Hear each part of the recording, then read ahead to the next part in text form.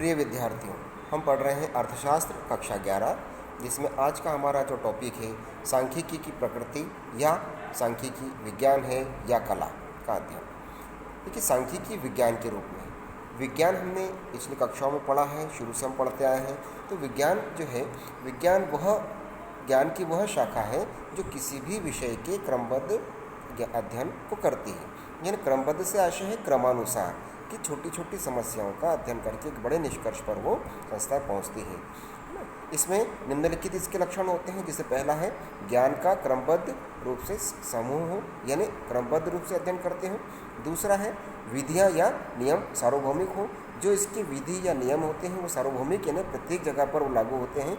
Third number point पर आते हैं, इसमें कारण व परिणाम के मध्य स्पष्ट संबंध बताता है। विज्ञान हमें क्या करता है? विज्ञान किसी भी समस्या के कारण को बताता है और उसके मध्य संबंध स्पष्ट करता है।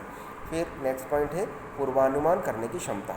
विज्ञान के रूप में हम अनुमान लगा सकते हैं। जैसे हम अनुमान लगाते हैं कि भविष्य में ऐसा इस प्रकार की यदि घटना घटित होती है तो ये परिणाम इसके प्राप्त होंगे, क्योंकि विज्ञान के द्वारा कोई भी परिणाम यदि है और प्रक्रिया वही है तो परिणाम निश्चित रूप से वही आता है जो पहले से निश्चित है, अध्ययन किया हुआ है, वही परिणाम आता है। इसके अलावा उसमें हमें अलग परिणाम प्राप्त होने की संभावना बहुत कम होती है।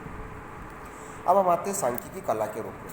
कला का आशय है विज्ञान, कला का आशय है कला से। कला मतलब जैसे हम कोई कलाकार होता है, उस कलाकार के अंदर वो कला होती है कि किसी भी चित्र को वो एक ड्राइंग शीट के ऊपर प्रस्तुत कर सकता है, बना सकता है, ड्राइंग बना सकता है, तो वो उसकी कला है। उसी प्रकार सांख्यिकी में हम अंकों को इस प्रकार व्यवस्थित तरीके से जमाते हैं कि हम उन व्यवस्थित तरीके से जमा कर उससे किसी न किसी परिणाम को प्राप्त कर सकते हैं, इसलिए इसको हम कला कहते हैं। अब हम कला के रूप में देखें तो विज्ञान में इसके साथ ही कला जो है, इसमें निम्नलिखित पॉइंट होते हैं। जैसे कला उन क्रियाओं का समूह होता है जिनके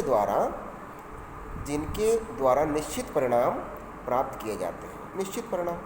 दूसरा है कला उद्देश्य के गुण दोष तथा उद्देश्य प्राप्ति के उपाय बतलाती है।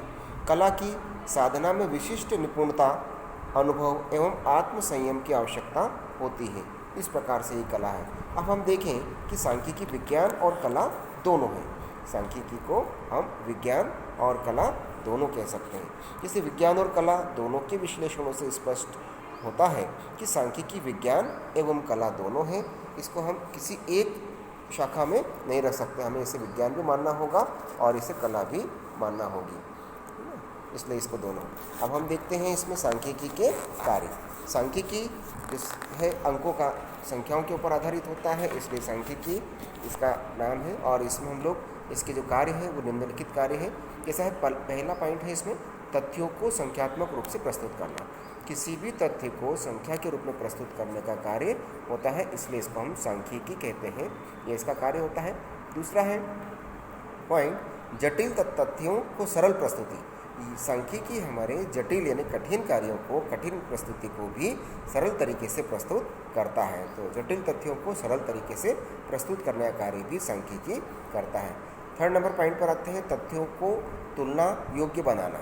सांख्यिकी विभिन्न प्रकार के संख्याओं के आधार पर जो तथ्य होते हैं उन तथ्यों को तुलना करके तुलना योग्य बनाता है। नेक्स्ट पॉइंट आते हैं फोर्थ नंबर नीति निर्धारण में सहायक। सांख्यिकी भविष्य के संबंध में कोई नीति निर्माण करना हो तो नीति निर्माण के लिए भी सांख्यिकी हमारे करती है। जैसे हमारे देश में भविष्य के लिए कोई योजना बनाना हो तो वो योजना संख्याओं के ऊपर आधारित होती है और वह योजना भविष्य के लिए हमारी सरकार बनाती है।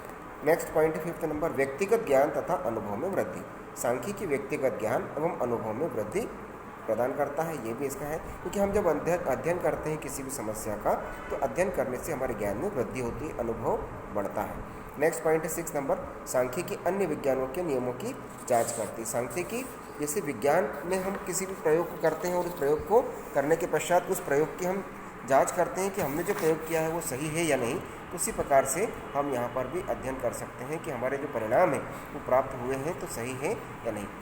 नेक्स्ट पॉइंट पे आते हैं, सेवंथ नंबर पॉइंट है हमारा किसी भी समस्या को निश्चित एवं गहन स्वरूप प्रदान करना। सांख्यिकी किसी भी समस्या को एक निश्चित रूप से एवं गहन रूप से उसका अध्ययन करता है, अध्ययन करके एक निश्चित परिणाम हमें प्रदान करता है कि इसका ये परिणाम प्राप्त हो सकता है। नेक्स्ट पॉइंट है 8th नंबर, भविष्य के लिए पूर्वानुमान करना। सांख्यिकी भविष्य के लिए पूर्वानुमान है। जैसे भविष्य मतलब अनुमान, जैसे हम बोलते हैं हिंदी में वर्तमान काल, भविष्य काल, भूतकाल, तो यहाँ पर भविष्य, भविष्य मतलब आने वाला समय।